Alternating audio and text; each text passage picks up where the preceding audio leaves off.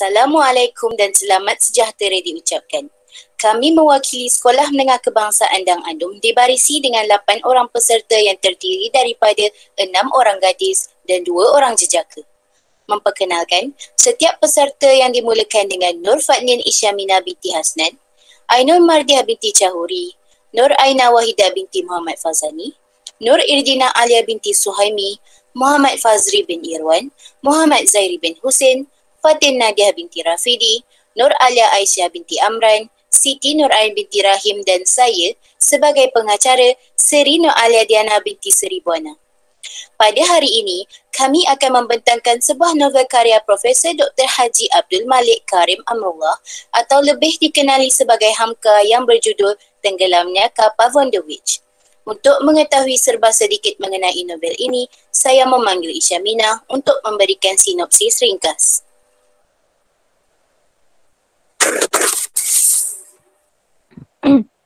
Demikianlah perempuan, dia hanya ingat kekejaman orang lain pada dirinya walaupun kecil dan dia lupa kekejamannya terhadap orang lain walaupun bagaimana besarnya. Pernah dengar tak ayat tu? Sebenarnya ayat ataupun petikan tersebut diambil daripada novel Tenggelamnya Kapal Van der Wijk yang ditulis oleh Buya Hamka, iaitu novel yang sedang kita bincangkan sekarang ini. Kalau kita tengok tetapan masa novel ini bermula pada tahun 1930-an. Dia penceritaan mengenai 2 orang iaitu Hayati dan Zainuddin. Dia sebenarnya adalah cerita cinta antara 2 darjat. Makna 2 darjat di sini, ia dipisahkan oleh adat. Jadi Zainuddin ini adalah seorang Makassar. Ayah dia berdarah Minangkabau dan emak dia pula berdarah Bugis. Bagi masyarakat Minangkabau itu sendiri, dia tidak dapat terima status sosial orang yang berkahwin campur.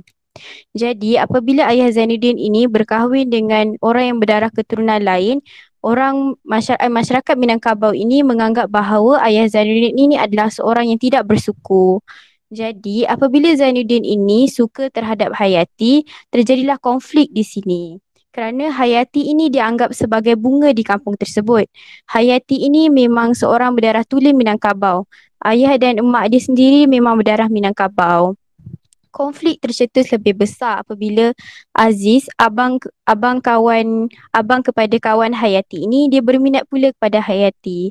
Aziz ini pula adalah seorang yang berpangkat, seorang yang kaya dan dia sendiri memang adalah seorang berdarah tulen Minangkabau.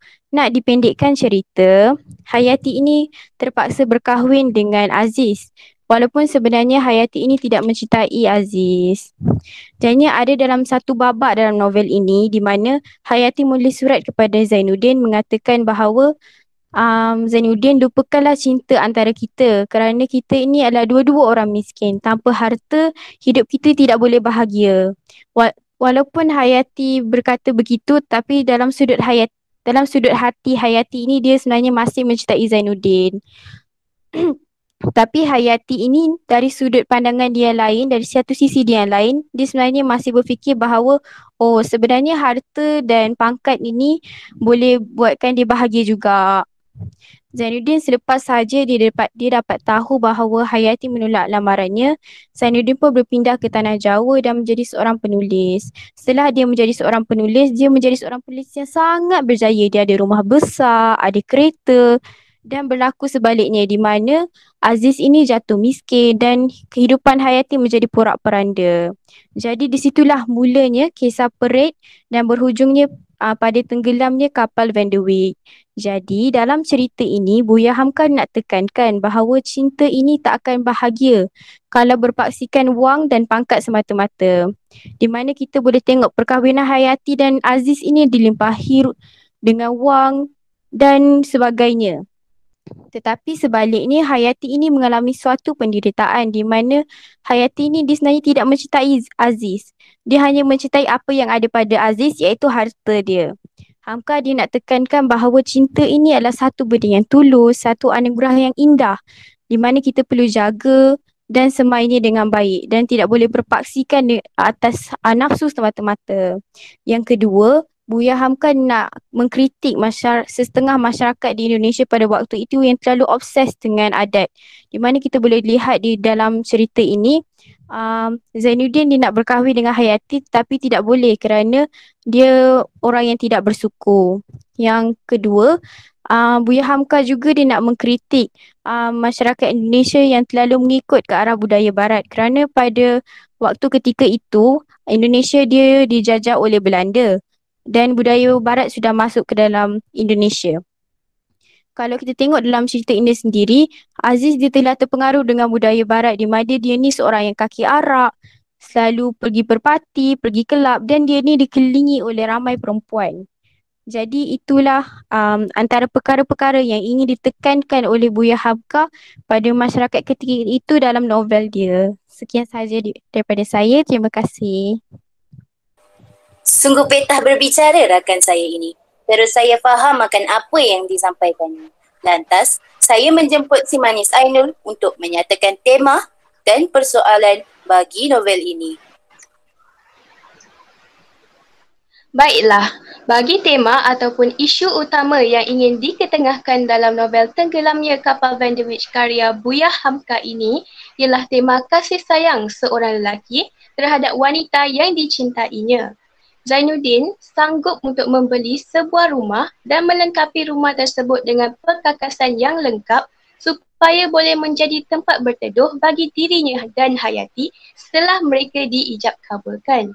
Selain itu, Zainuddin juga jatuh sakit apabila mendapat tahu bahawa Hayati telah selamat dinikahkan bersama Aziz, iaitu seorang pemuda suku Minang yang sangat berharta. Kasih sayang Zainuddin terhadap Hayati juga dapat ditunjukkan apabila Zainuddin bergegas ke rumah sakit telah mendapat perkabaran bahawa kapal yang dinaiki Hayati iaitu kapal Van der Wijk telah pun tenggelam. Dalam sesuatu penceritaan, sudah pasti juga ada isu sampingan yang ingin diketengahkan oleh penulis, iaitu persoalan. Jadi, bagi novel ini, persoalannya ialah kesungguhan seorang anak muda dalam mendalami ilmu agama. Sebagai contoh, Zainuddin sanggup untuk berhijrah dari Makassar ke Padang Panjang hanya untuk mendalami ilmu agama meskipun belum mengetahui pandangan masyarakat terhadap dirinya. Zainuddin juga akan menghadiri setiap kelas agama di kampung tersebut dan mempraktikkan segala apa yang dipelajarinya dalam kehidupan seharian agar menjadi seseorang yang lebih kaya dengan pengetahuan agama dan dipandang tinggi oleh masyarakat walaupun dia bukanlah lahir dalam sebuah keluarga yang berharta. Selain itu, persoalannya ialah kebaikan seorang pemuda dalam membantu mereka yang berada dalam kesusahan. Seperti yang kita ketahui, setelah Zainuddin berpindah ke Surabaya dan diberikan jawatan yang tinggi, menjadi seorang penulis yang terkemuka, Zainuddin tidak pernah lupa untuk membantu mereka yang berada dalam kesusahan. Hal ini dapat dibuktikan apabila Zainuddin membantu seorang pemuda yang ingin mendirikan rumah tangga bersama kekasihnya namun tidak mempunyai modal untuk melangsungkan perkahwinan. Selain itu, Zainuddin juga memberikan Hayati dan Aziz untuk tinggal di rumah agam miliknya. Walaupun Hayati dan Aziz telah melakukan pelbagai perkara yang menyakitkan dirinya pada suatu ketika dahulu. Jadi itu adalah tema dan persoalan ataupun isu utama dan isu sampingan yang ingin diketengahkan dalam novel ini. Jadi kita berbalik kepada saudari Seri. Terima kasih, saudari Aidul. Segala persoalan telah pun terjawab dan didatangkan dengan huraian yang lengkap. Melalui tema dan persoalan tadi, saya dapat mengenal pasti 3 watak yang terdapat dalam novel ini. Tapi siapa? Saya. Biar saya jawab. 3 watak tersebut ialah watak Zainuddin yang merupakan watak utama, Hayati dan Aziz. Betul. Mereka lah watak yang ingin saya sebutkan tadi. Disebabkan itu, saya mempersilakan si Jelita Aina untuk memperkenalkan watak utama kita, Zainuddin. Baiklah, sekarang saya akan menerangkan perwatakan Zainuddin atau lebih dikenali sebagai Zack dan Syabil. Syabil merupakan nama samaran Zainuddin yang digunakan bagi menjalani kehidupan yang baru serta melupakan kisah silamnya. Zainuddin seorang yang tidak mudah putus asa. Buktinya apabila Zainuddin tidak mudah putus asa dengan bangkit selepas pinangannya ditolak. Pinangannya telah ditolak kerana ayahnya yang merupakan orang Minangkabau telah berkahwin dengan ibu Zainuddin yang merupakan darah Bugis. Perkara ini telah membuatkan masyarakat Minangkabau menyatakan bahawa dia tidak bersuku. Akhirnya Zainuddin telah membuat keputusan untuk berhijrah ke Tanah Jawa bagi mengembangkan karya penulisannya iaitu Terusir. Dalam konteks belajar, kita seharusnya tidak mudah putus asa sekiranya mendapat keputusan yang tidak cemerlang atau tidak mencapai target yang kita impikan. Selain itu, Zainuddin juga seorang yang baik hati. Buktinya apabila Zainuddin dengan baik hatinya menawarkan Hayati dan Aziz untuk tinggal di rumahnya selepas rumah mereka telah disita kerana tidak membayar sewa selama berbulan-bulan lamanya. Walaupun Aziz telah mencaci dan menghina Zainuddin, dia tetap baik hati untuk menawarkan pertolongan kepada mereka. Dalam konteks belajar, kita seharusnya tanamkan sifat baik hati dalam diri kita dengan membantu rakan-rakan yang tidak faham sesuatu subjek atau subtopik. Seterusnya, Zainuddin juga seorang yang setia. Buktinya apabila Zainuddin setia mencintai Hayati walaupun ditentang oleh masyarakat Minangkabau serta Hayati sendiri. Hayati telah membalas surat dan menyatakan bahawa dia akan bernikah dengan Aziz tidak lama lagi. Hayati juga meminta Zainuddin untuk melupakan cinta mereka. Perkara ini berlarutan sehingga Zainuddin telah jatuh sakit selama 2 bulan. Baiklah, itu sahaja daripada saya. Kembali kepada saudari Seri. Baiklah, pewatakan si Zainuddin ini bagaikan lelaki Melayu terakhir di muka bumi ini. Sudah tertambat hati saya dengan si Zainuddin ini. Pewatakan inilah yang sepatutnya ada pada setiap lelaki. Namun, apakan daya, zaman sudah berubah. Saya sambung pembentangan ini dengan menjemput Irdina untuk memberikan penerangan kepada watak Hayati. Siapakah Hayati? Hayati ialah kekasih kepada Zainuddin sebelum dia berkahwin dengan Aziz. Dia juga berasal daripada keturunan bangsawan tempatan dan dia merupakan seorang anak yatim dan dijaga oleh bapa saudaranya iaitu ketua penghulu kampung. Hayati ialah seorang gadis yang dikenali dengan sifat taat. Buktinya, Hayati taat dengan perintah penjaganya iaitu ketua penghulu kampung untuk menerima lamaran Aziz terhadapnya demi kebahagiaan penjaganya yang menginginkan Hayati berkahwin dengan pemuda yang mempunyai pekerjaan yang tetap, harta yang banyak dan berketurunan yang baik. Walaupun Hayati terpaksa memakan hati berulang jantung kerana Hayati masih mencintai kekasihnya Zainuddin. Lamaran Zainuddin pula ditolak oleh ketua penghulu kampung setelah dibincangkan dengan wakil-wakil ketua suku. Lamaran Zainuddin ditolak kerana Zainuddin dianggap seorang pemuda yang tidak mempunyai pekerjaan yang tetap dan tidak mempunyai suku yang diiktiraf, maka dia tidak sesuai untuk dikahwinkan dengan Hayati. Ini jelas menunjukkan bahawa bapa saudaranya sangat mementingkan Hayati untuk mengahwini seorang lelaki yang sempurna dari pelbagai aspek. Yang kedua, Hayati dikenali dengan sifatnya seorang gadis yang tabah. Hayati tabah dalam menjalankan tanggungjawabnya sebagai isteri kepada Aziz, seperti menyediakan makan dan minum setiap kali Aziz pulang pekerjaan, walaupun Aziz sering melukakan hatinya. Aziz sering berfoya-foya, sering memberi layanan yang kasar kepadanya. Aziz juga sering merendah-rendahkan dia kerana dia berasal daripada kampung. Yang ketiga, Hayati juga dikenali dengan sifatnya yang sangat setia. Hayati sangat setia mencintai Zainuddin hingga ke akhir hayatnya, walaupun Zainuddin telah menolak cintanya dan hasratnya untuk menjadi isteri Zainuddin setelah tamat iddah kerana diceraikan oleh Aziz. Zainuddin juga telah membuat keputusan untuk menghantarnya ke kampung halaman semula, iaitu di Patipuh Padang Panjang dengan menaiki kapal Vanderwich. Sekian daripada saya. Terima kasih.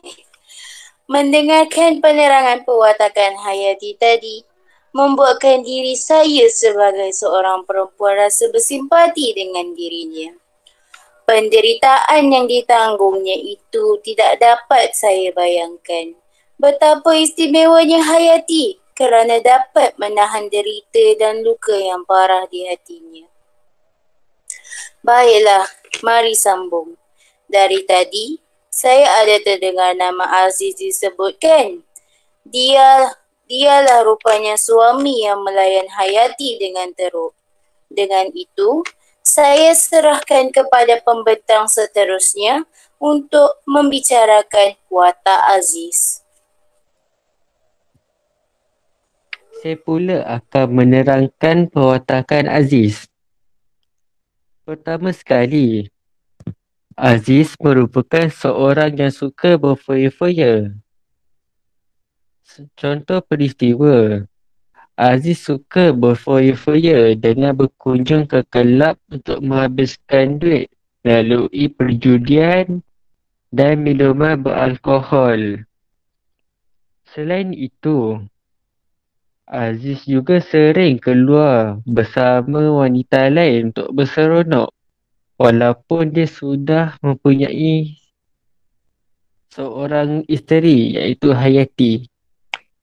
Dalam konteks pelajar, seorang pelajar tidak seharusnya mencontohi sikap Aziz agar fokus terhadap pelajaran berada di tahap yang optimum. Perwatakan Aziz yang kedua ialah dia seorang yang mudah berputus asa. Contohnya, Aziz telah kerana menghadapi pelbagai masalah, lalu dia telah mengambil keputusan untuk membunuh diri dengan memakan ubat dalam dos yang berlebihan pada waktu pagi. Mayat Aziz kemudiannya ditemui dalam keadaan mulut berbuih di sebuah hotel oleh seorang pekerja. Dalam konteks pelajar, seorang pelajar haruslah tidak mudah berputus asa semasa menghadapi cabaran dalam pelajaran. Pelajar harus gigih berusaha menghadapi cabaran dan bukan lari daripadanya serta mampu mencari penyelesaian bagi masalah tersebut. Perwatakan Aziz yang ketiga ialah dia seorang yang tidak bertanggungjawab. Contoh peristiwa, Aziz dianggap sebagai seorang yang tidak bertanggungjawab kerana tidak menjalankan tanggungjawabnya kepada Hayati dan juga meninggalkan isterinya serumah bersama lelaki lain iaitu Zainuddin. Aziz keluar mencari pekerjaan di kota lain tetapi sebenarnya membunuh diri di dalam sebuah hotel. Untuk konteks pelajar, Seorang pelajar mestilah bertanggungjawab untuk belajar dengan bersungguh-sungguh dan menyelesaikan segala tugasan yang diberi oleh guru. Itu sahaja. Terima kasih.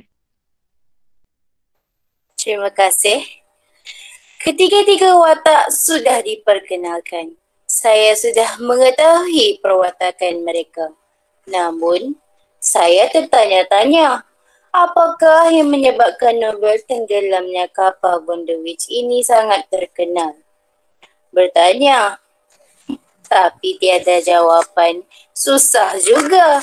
Dengan itu, saya meneruskan dengan memanggil Zairi untuk memberikan aspek yang menjadikan novel ini menarik. Baiklah, antara aspeknya ialah gaya bahasa. Terdapat pelbagai gaya bahasa yang diterapkan oleh penulis di dalam novel ini. Gaya bahasa berfungsi adalah untuk menjadikan sesuatu cerita itu lebih menarik.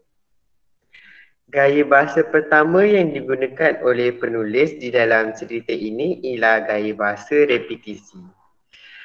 Gaya bahasa repetisi bermaksud pengulangan kata di dalam sebuah ayat. Sebagai contohnya dipetik daripada muka surat 38 buku tersebut, iaitu mereka bahawasanya menumpang selama ini kerana dipertalikan bukan oleh budi bahasa tetapi oleh wang. Sekali lagi Hayati, oleh wang. Berdasarkan petikan tadi, kita dapat lihat bahawa ada dua perkataan wang diulang di dalam satu ayat. Jadi kita dapat buktikan di situ terdapat gaya bahasa repetisi. Seterusnya ialah gaya bahasa asonansi. Gaya bahasa asonansi bermaksud pengulangan bunyi vokal. Sebagai contohnya, kita boleh petik daripada muka surat 36 novel tersebut. Petikannya ialah, ada dari pintu syurga, ada dari pintu kasih, ada dari pintu rindu, yang paling aman dan kekal ialah cinta yang melalui pintu kekasihan itu. Berdasarkan petikan tadi, kita dapat lihat terdapat 23 pengulangan vokal A di dalam ayat tersebut. Jadi, kita boleh buktikan penulis menerapkan gaya bahasa asonansi di dalam novel ini. Yang ketiga ialah gaya bahasa hyperbola. Gaya bahasa hyperbola bermaksud meletakkan sifat sesuatu objek itu secara melampaui batasnya. Sebagai contoh, tetapi setelah bertemu lidahnya kaku. Ayat ini dipetik daripada muka surat 34 novel karya Buya Hamka ini. Petikan di atas menunjukkan apabila Zainuddin tidak boleh menyatakan apa-apa setelah bertemu dengan Hayati. Di sini dikatakan hyperbola kerana lidah manusia tidak akan terkeluh apabila bertemu dengan orang yang lain walaupun hatinya risau. Yang terakhir ialah gaya bahasa personifikasi. Gaya bahasa personifikasi bermaksud meletakkan sifat manusia di atas objek yang tidak hidup. Contohnya, kita boleh petik daripada muka surat 31 novel tersebut, iaitu, terima kasih Tuan atas budi yang baik itu, ujar Hayati sambil senyum bulan kehilangan, entah jadi entah tidak. Berdasarkan petikan tadi, kita dapat lihat penulis meletakkan sifat manusia iaitu senyum kepada bulan yang merupakan benda bukan hidup. Jadi, terbuktilah bahawa gaya bahasa ini membantu novel ini menjadikannya lebih menarik untuk pembacanya. Sekian sahaja daripada saya.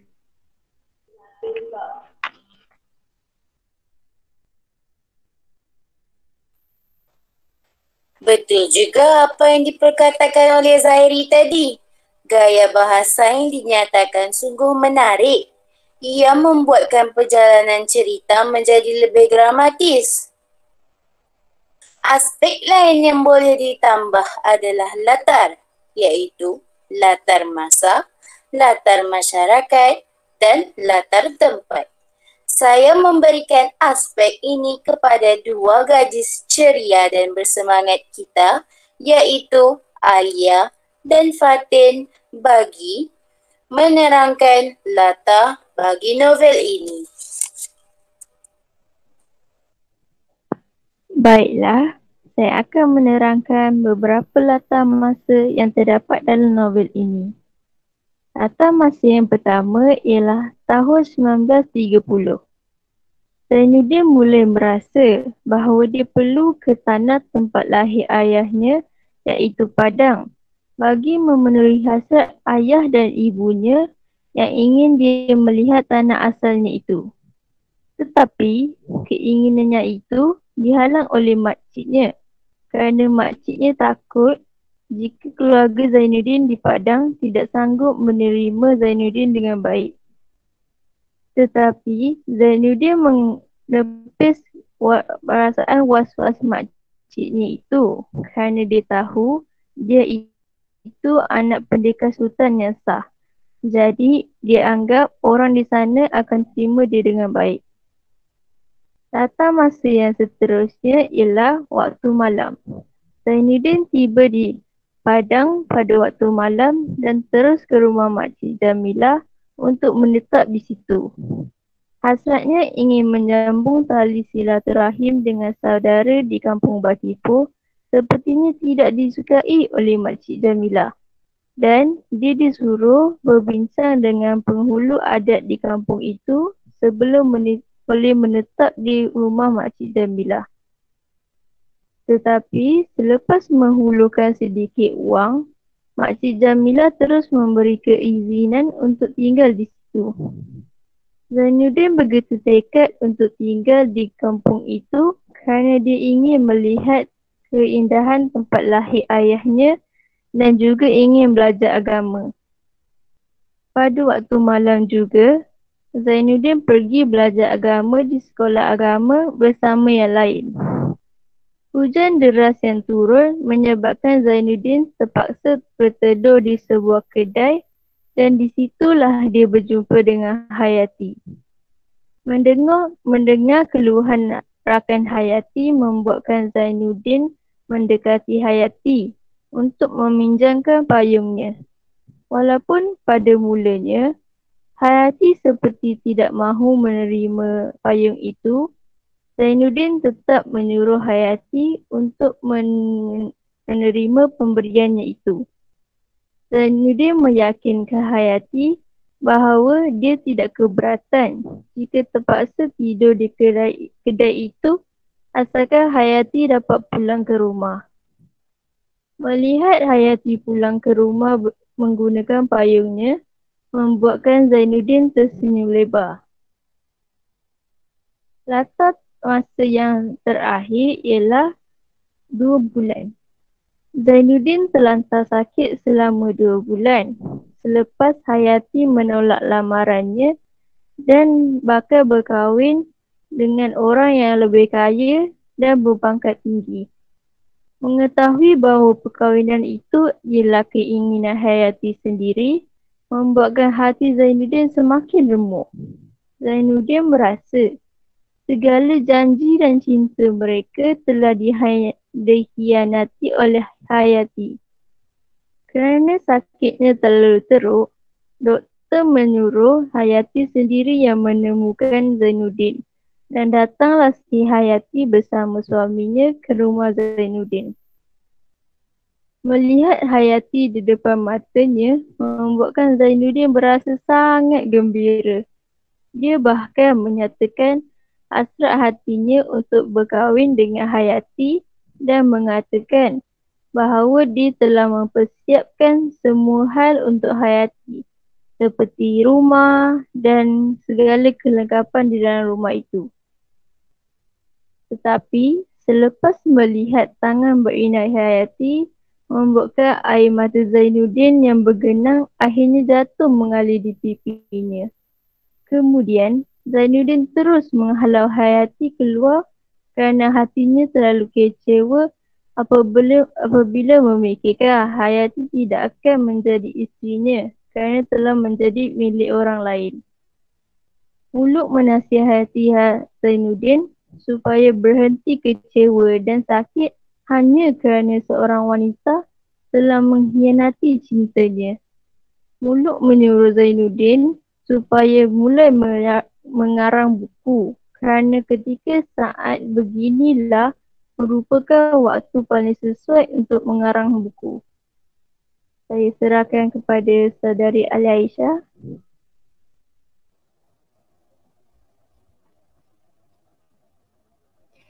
Baiklah, saya akan sambung pada latar masyarakat. Dalam novel ini terdapat beberapa latar masyarakat yang saya akan kupas. Antaranya ialah masyarakat yang memegang teguh pada adat istiadat kaumnya.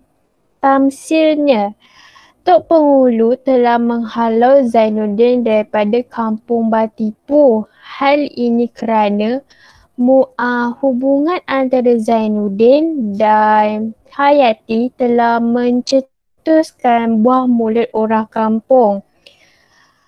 Tok Penghulu tidak membenarkan, malah melarang sekerasnya hubungan antara Zainuddin dan Hayati kerana Zainuddin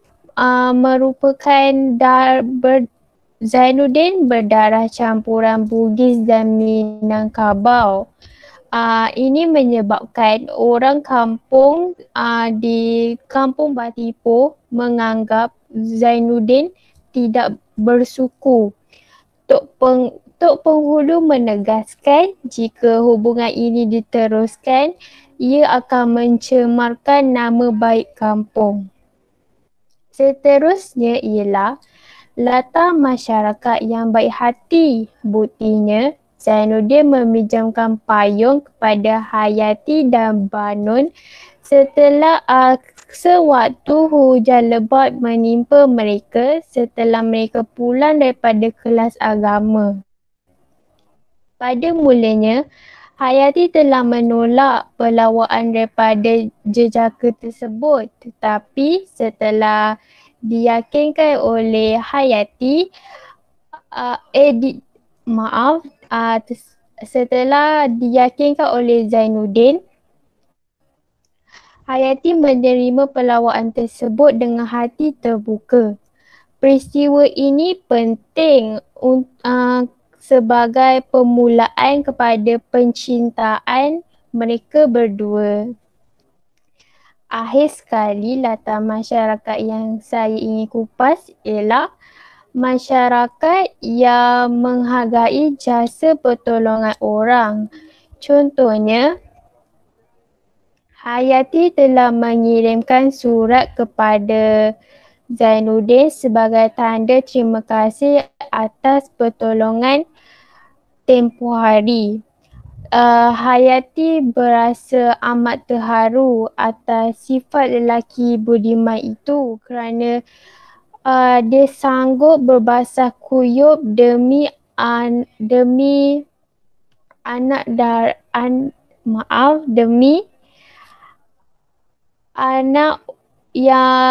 menyelamatkan anak orang yang belum pun dia kenal. Dalam surat itu, Hayati menyatakan bahawa dia menganggap hujan bukan sahaja mendatangkan basah tetapi ia juga menurunkan rahmat. Saya serahkan kepada Fatin Nadia untuk seterusnya. Saya akan menerangkan beberapa latar tempat yang terdapat di dalam novel ini. Latar tempat yang pertama ialah Padang. Padang ialah tempat kelahiran ayah Zainuddin. Walaupun dia anak pendekar Sultan yang sah, Tetapi orang di sana tidak menerimanya dengan baik kerana dia dianggap tidak bersuku. Walaupun mendapat layanan sebegitu, Zainuddin tetap bertahan kerana hatinya telah terpaut dengan seorang gadis iaitu Hayati. Lama-kelamaan, Hayati dan Zainuddin menjadi semakin rapat dan mulai timbullah bibit-bibit cinta.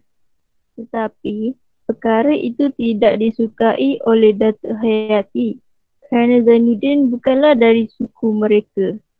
Kerana ingin menjauhkan Zainuddin dari Hayati, Zainuddin pun akhirnya dihalau dari Padang.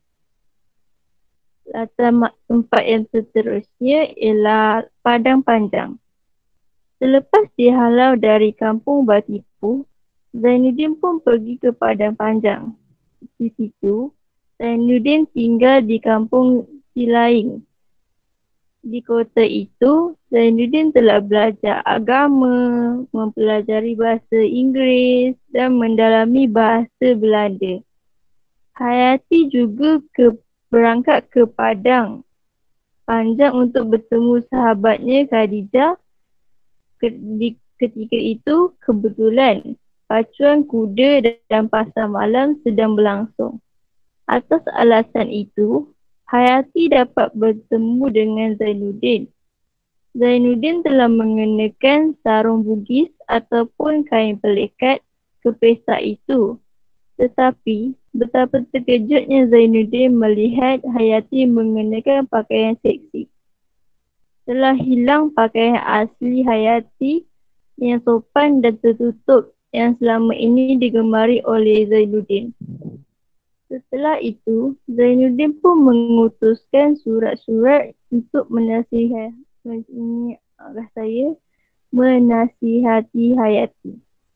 Saya serahkan semula kepada Saudari Al-Aisyah untuk meneruskan penerangan ini. Seterusnya, latar tempat rumah Hayati iaitu di mana tempat Tok Penghulu bermesyuarah bersama penduduk kampung untuk menetapkan bakal suami Hayati. Tok Penghulu tidak teragak-agak untuk menerima lamaran daripada Aziz kerana Aziz seorang yang kaya dan mempunyai pendapatan yang tetap. Manakala ketika itu Zainuddin menghantar pinangan melalui surat tetapi telah ditolak oleh Tok Penghulu kerana Tok Penghulu kerana Tok Penghulu tidak menerima orang yang tidak berpendapatan tetap. Latar tempat yang terakhir ialah hospital di mana tempat Hayati menghembuskan nafasnya yang terakhir. Hayati meninggal dunia akibat tenggelamnya kapal Van der Wijk iaitu kapal Belanda yang besar. Hayati tak sempat dirawat di hospital itu kerana hospital ini kekurangan fasiliti untuk merawatnya. Hayati telah cedera parah. Paru-paru Hayati telah dipenuhi dengan air manakala tulang rusuknya juga banyak yang patah. Doktor mengesahkan demikian sajalah pembentangan daripada kami tentang aspek latar di dalam novel ini. Saya serahkan kembali kepada Saudari Seri Nur Alia binti Buana. Terima kasih saya ucapkan kepada Saudari Alia. Puas saya mendengar penjelasan daripada kawan-kawan saya mengenai novel ini. Perjalanan cerita yang memaparkan kisah percintaan dan pendustaan dalam kalangan golongan muda perjuangan seorang pemuda untuk mencari ilmu agama di tempat baharu dengan merantau jauh daripada kawasan asal usulnya, serta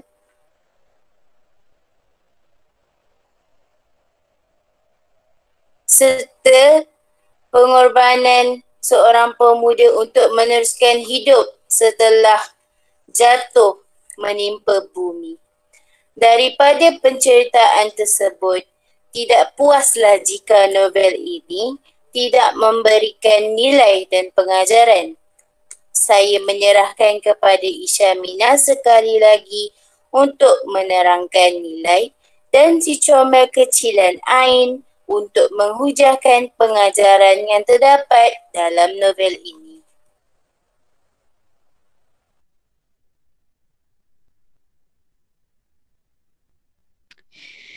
Antara nilai yang terdapat dalam novel ini ialah nilai ketabahan.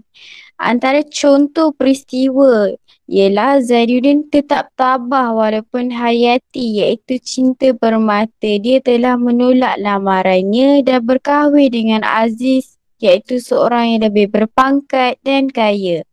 Jadi selepas sahaja Zainuddin ini mendapat tahu yang Hayati ini menolak lamarannya, Zainuddin bangkit dan berpindah ke tanah Jawa dan kemudian menjadi seorang penulis dan mengembangkan karyanya. Selain itu, terdapat juga nilai baik hati. Contohnya, Zainuddin telah membantu Aziz dan Hayati yang telah jatuh miskin dengan memberikan izin untuk mereka menetap di rumahnya sehingga Aziz iaitu suami kepada Hayati mendapat pekerjaan. Walaupun Zainuddin ini sewaktu ketika dahulu dia pernah dilayan dengan kejam oleh Hayati dan Aziz. Malah walaupun begitu, Zainuddin ini tetap memaafkan mereka dan menganggap mereka sebagai seorang sahabat. Seterusnya, terdapat juga nilai kasih sayang. Misalnya dalam novel ini, Zainuddin amat menyayangi Hayati sehingga hembusan nafas terakhir Hayati. Bahkan Zainuddin ini juga telah membina sebuah rumah iaitu Rumah Anak Yatim yang dinamakan sebagai Rumah Anak Yatim Hayati. Setelah sahaja kematian Hayati, Zainuddin setiap hari membaca Al-Quran di kuburnya kerana di surat terakhir yang ditulis oleh Hayati kepada Zainuddin, Hayati ada menulis, "Sempurnakanlah doamu untukku kepada Tuhan." Saya teruskan kepada Ain untuk menerangkan pengajaran.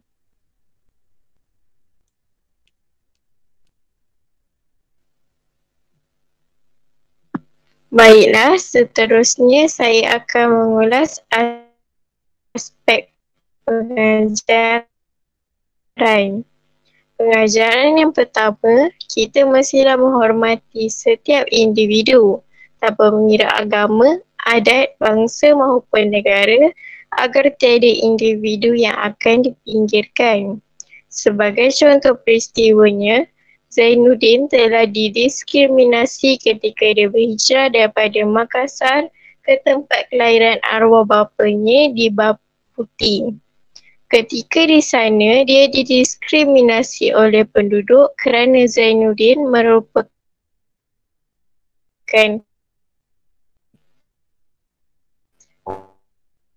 orang berdarah campuran Bugis dan Minangkabau. Pengajaran yang kedua, kita perlulah tabah dalam menghadapi cabaran dalam kehidupan agar mampu memperoleh kejayaan pada masa hadapan. Sebagai contoh peristiwanya, Zainuddin tetap tabah menjalani kehidupannya setelah lamarannya ditolak oleh Hayati. Zainuddin membuat keputusan untuk berhijrah ke Surabaya untuk memulakan kehidupan dan kerjayanya yang baharu. Dia berusaha membukukan novel pertamanya berjudul Terusir. Novel ini menceritakan sepenuhnya kisah cinta antara dirinya dengan Hayati. Novel ini berjaya menempakan nama Zainuddin sebagai seorang seniman dalam bidang penulisan maupun pementasan. Pengajaran yang terakhir, kita mestilah tidak mudah berputus asa dalam kehidupan agar matlamat hidup tercapai. Sebagai contoh peristiwanya, Aziz telah terpengaruh dengan rakannya yang suka berfoya-foya. Dia menyertai rakannya dalam perbuatan judi dan meminum arak. Disebabkan itu, hutangnya bertambah dan rumahnya disita. Dia kecewa kerana gagal menjalankan tanggungjawabnya sebagai seorang suami kepada Hayati. Dia membuat keputusan untuk menceraikan Hayati dengan talak satu lalu membunuh diri. Itu saja pengajaran daripada saya. Terima kasih Saudari Ain.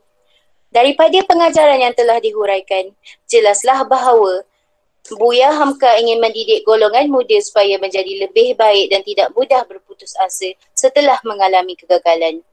Hal ini kerana selagi mana kita berusaha, sudah pasti Tuhan akan sentiasa bersama dengan kita. Dengan itu, tamatlah pembentangan kami pada hari ini. Kami mengucapkan jutaan terima kasih kepada semua yang sudi mendengar. Wabillahi taufiq wal hidayah. Wassalamualaikum warahmatullahi wabarakatuh.